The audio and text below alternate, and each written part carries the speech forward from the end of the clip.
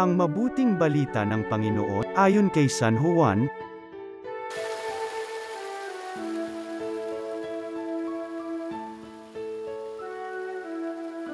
Noong panahong yun, si Maria ay nakatayong umiiyak sa labas ng libingan, yumuko siya at tumingin sa loob.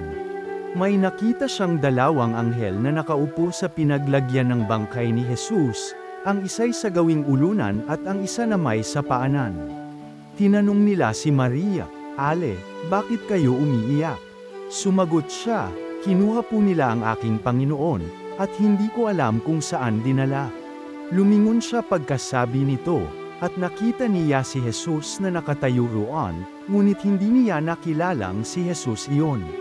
Tinanong siya ni Jesus, "Bakit ka umiiyak? Sino ang hinahanap mo?" Akala ni Maria ay siya ang tagapag-alaga ng halamanan, kaya't sinabi niya, "Ginoo, kung kayo po ang kumuha sa kanya, ituro ninyo sa akin kung saan ninyo dinala at kukunin ko." "Maria," ani Jesus.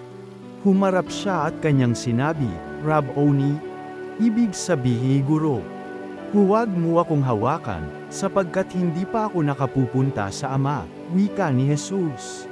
"Sa halip, pumunta ka sa aking mga kapatid at sabihin mong aakyat ako sa aking Ama at inyong Ama, sa aking Diyos at inyong Diyos."